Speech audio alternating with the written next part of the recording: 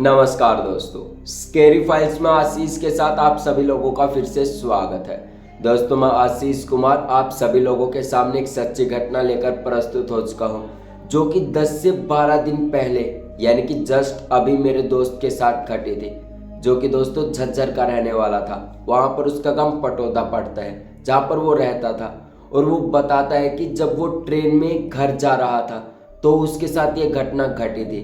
और उसने कहा कि इतना डर गया था मैं इस घटना को लेकर कि मैं शब्दों में बयान नहीं कर सकता।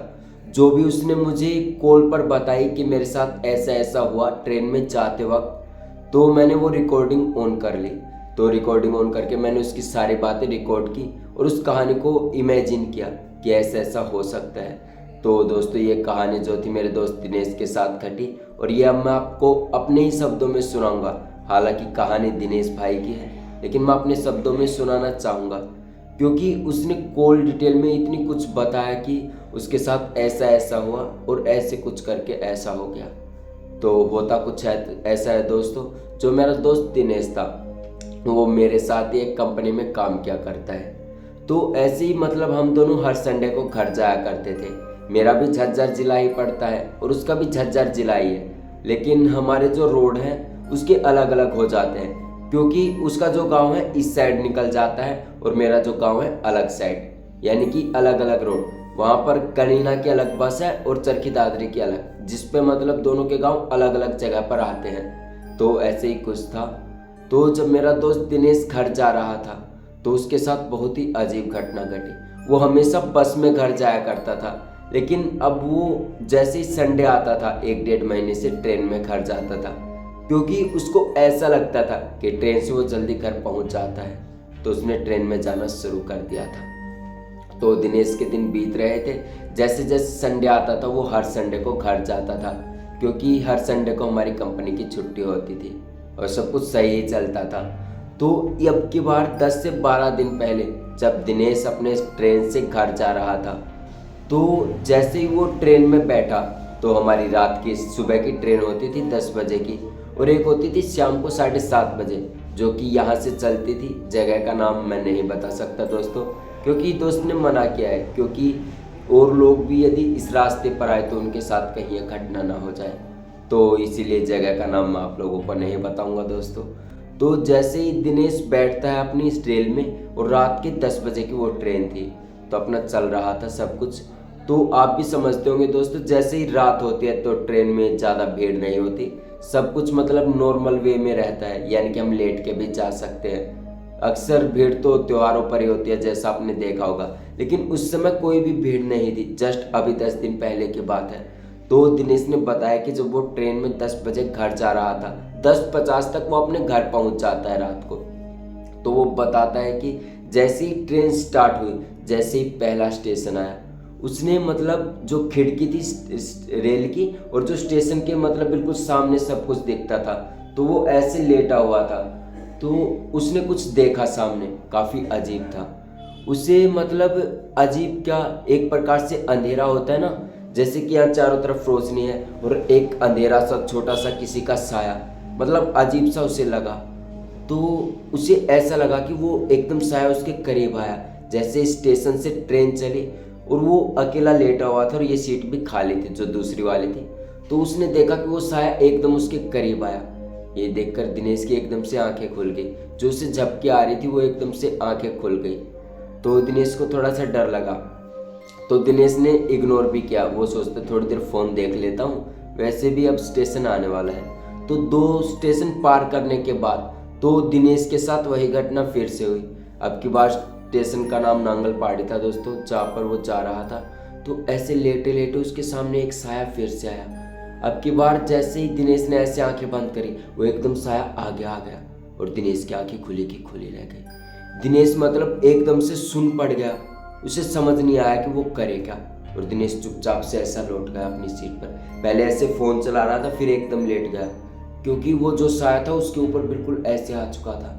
और दिनेश ने जब अपनी आंखें खोली और उस साया को गौर से देखा, तो इतना अजीब, ये जो नाखून थे, जो ये हाथों के, ये इतने बड़े थे और जो दांत थे वो अजीब तरह से एक ऐसे बाहर निकला हुआ था और होंठ ऐसे लंबे से कटे थे। और दिनेश मतलब काफ़ी एकदम तो हिचक गया था। उसे कुछ समझ ही नहीं आया कि वो क्या करे। और जो अगला स्टेशन पड़ता है वो दिनेश का स्टेशन था, जहाँ पर उतरकर उसे 1.5 किलोमीटर तक पैदल चलना था, जिसके बाद उसका घर आता था। तो ऐसा दिनेश के साथ बहुत बार हुआ। और दिनेश के साथ जब ट्रेन में ये सब हुआ तो उसकी हिम्मत नहीं हुई। जब वो अपने स्टेशन पर उतरा तो उसकी हिम्मत नहीं हुई कि वो अपने घर जा सके।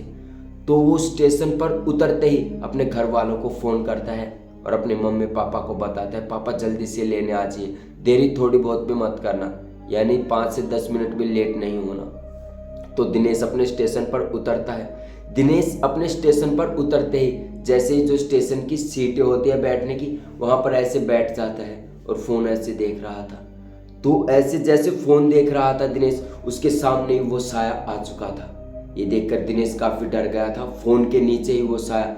दिनेश की कुछ करने की हिम्मत नहीं थी दोस्तों। जो मेरा दोस्त था वो काफ़ी ज़्यादा डर गया था। तो जैसे तैसे दिनेश के पापा वहाँ पर आ जाते हैं और कहते हैं कि बेटा दिनेश क्या हुआ, घर नहीं चलना। उसके पापा पहले ही 2 आवाज़ दिनेश को लगा चुके थे, लेकिन दिनेश की सहानुभूति बिल्कुल ख़त्म हो चुकी थी। उसे सुनना पड़ना बंद हो चुका था। तो दिनेश के पापा दिनेश के पास जाते हैं और ऐसे हाथ लगाते हैं, बेटा खड़ा हो, क्या हो गया, घर नहीं चलना। तो दिनेश एकदम से हलकता है और खड़ा होता है, हाँ पापा। तो वो पापा को रास्ते में जब बाइक पर जाता है तो सब कुछ बताता है कि पापा ऐसा ऐसा कुछ हुआ। जैसे ही नांगलपाड़ी का स्टेशन आया वहाँ पर मैंने ऐसे साया देखा, और यहाँ पर जब अपना स्टेशन आने से पहले वो साया मेरे बिल्कुल ऐसे आ चुका था और मेरी कुछ करने की हिम्मत भी नहीं थी। ये सारी बातें बताता है और ये भी बताता है कि जब वो स्टेशन पर उतरता है और ऐसे फ़ोन चला रहा था, कुछ देख रहा था, तो वो साया एकदम फ़ोन के ऐसे सामने था। ये दिनेश ने सारी घटनाएं अपने पापा को बताई। तो जो दिनेश के पापा थे उन्होंने कहा कि बेटा शायद कोई चौंदस लग गई है, हमारी हरियाणवी भाषा में कहते हैं दोस्तों, शायद कोई चौंदस लग गई है जिसके कारण ये सबको हो रहा है। तो दिनेश के पापा ज़्यादा कुछ वो नहीं कहते हैं कि बेटा ठीक हो जाएगा, सब कुछ नॉर्मल है, वैसे ही तुझे भनक लग गई होगी या फिर कुछ ऐसी डरावनी चीज़ देख ली होगी या फिर कुछ अजीब चीज़ें ऐसे फील की होंगी कि काश ऐसा हो जाए। तो दिनेश के पापा दिनेश को बहुत कुछ समझाते हैं और दिनेश को घर ले जाते हैं और ज़्यादा कुछ नहीं करते। दिनेश की मतलब थोड़ी बहुत घर के बाहर जैसे ही खड़ा करते हैं तो उसकी मम्मी एक बात लेकर आती है, जो जोत होती है उसे बाहर अपने गेट पर लगाते हैं और उसे जलाते हैं। जैसे उसमें चिम चिम जैसे चिड़ जैसे नहीं होता दोस्तों, जैसे आग जलती है, कोयले चिची ऐसे करते हैं, तो वो ऐसे गिर रही थी।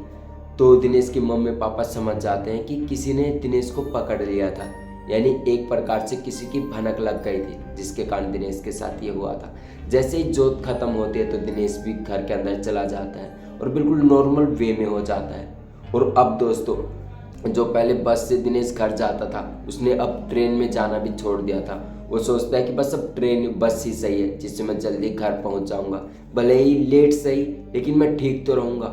ट्रेन में 10 दिन पहले दोस्तों दिनेश ने आना ही बंद कर दिया था। और अब जो मेरा दोस्त है दिनेश, वो अपने बस में ही घर जाता है, जो कि यहाँ से अपने बस स्टैंड से बस पकड़ता है, जगह का नाम नहीं बता सकता दोस्तों मैं, और तो वो घर चला जाता है बिल्कुल नॉर्मल वे में। और अब दिनेश बिल्कुल सही रहता है। तो दोस्तों आज की ये थी मेरी कहानी जो मैंने विजिट करी है। तो कमेंट सेशन में कमेंट करके ज़रूर बताएं कि आपको ये कहानी कैसी लगी, और ऐसी कहानी सुनने के लिए चैनल को सब्सक्राइब कर लें। तब तक के लिए जय हिंद।